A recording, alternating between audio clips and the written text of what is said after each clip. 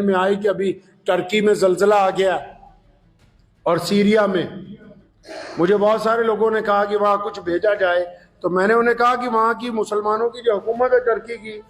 وہ تو ماشاءاللہ ناٹو کی ممبر ہے، طاقتور لوگ ہیں، اللہ تعالیٰ ان کو اس پریشانی سے نکال دے۔ لیکن اس دوران بڑی حیرت ہوئی جو ہماری سرکار ہے یہاں، جیسے ہی ترکی میں زلزلہ آیا تو فوراً ہماری پوری دنیا کے الگ الگ دیشوں سے وہاں مدد کے لیے ہر دیش نے اپنی فوج کے لوگ وہاں بھیجے۔ ہمارے والے بھی ماشاءاللہ 10 گھنٹے میں وہاں پہنچ گئے۔ تو میں تو سرکار کو بس اتنا کہنا چاہتا ہوں کہ ترکی اور سیریا میں جو زلزلہ آیا وہاں مسلمانوں کی آبادی زیادہ ہے، وہاں مسلمان جو دب گئے ملبے میں ان کو نکالتے ہو، اور میوات میں جنید اور ناصر جیسے مظلوم مسلمانوں کے ساتھ جو زیادتی ہوتی ہے ان کو زندہ جلایا جاتا ہے، ان کی ریڑھ کی ہڈیاں توڑ دی جاتی ہیں، اس کے اوپر خاموش تماشائی بنے رہتے ہو۔ تصویر کے یہ دو رخ کس طرح بناتے ہو؟ اپنوں کے اوپر ظلم ہے،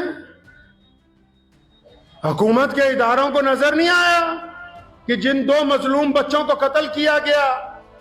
صرف اس لیے کہ شک کی بنیاد کے اوپر،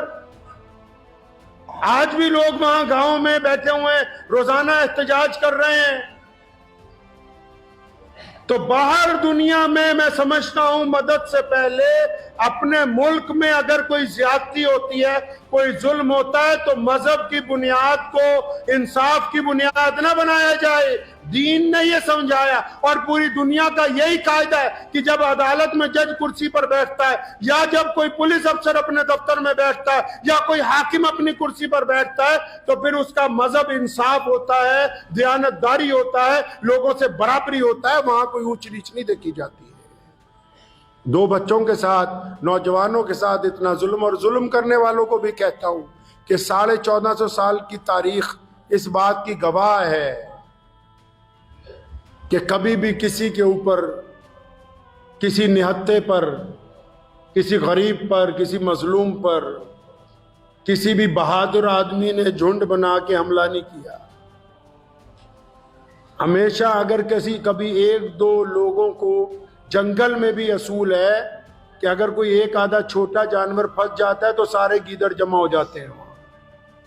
تو کسی کو اکٹھے ہو کر 20-25 لوگوں کی طرف سے صرف 2 لوگوں کے اوپر تشدد کرنا، یہ کوئی بہادری کی علامت نہیں ہے، یہ کوئی ہمت کی علامت نہیں ہے،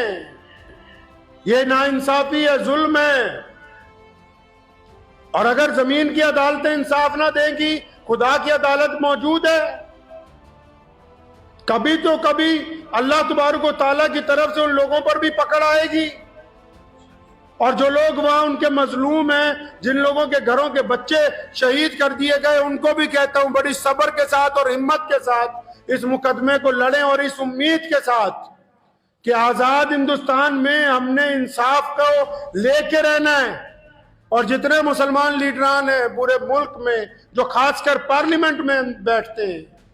جو اپنے اپنے صوبے کی ویدھان سبھا کے اندر بیٹھتے ہیں، ان کو بھی کہنا چاہتا ہوں کہ جب کوئی ایسی زیادتی ہوتی ہے تو جن لوگوں کو جتا کے بھیجا جاتا ہے، آپ کو اس لیے جتا کے پارلیمنٹ میں بھیجتے ہیں تاکہ آپ وہاں جا کے اگر کوئی زیادتی ہوتی ہے تو اس زیادتی کا ذکر کرو، ان کو انصاف دلاؤ۔ آپ کو اس لیے نمائندہ بنایا تاکہ آپ ہمارے دکھ اور درد کو پارلیمنٹ کے اندر جا کے بیان کر سکو، اس لیے نہیں بنایا کہ آپ وہاں جا کے خاموش تماشائی بنے رہو۔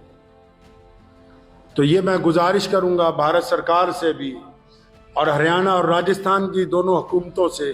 کیونکہ وہ گاؤں جو ہے جہاں پر یہ حادثہ ہوا وہ شاید راجستھان میں،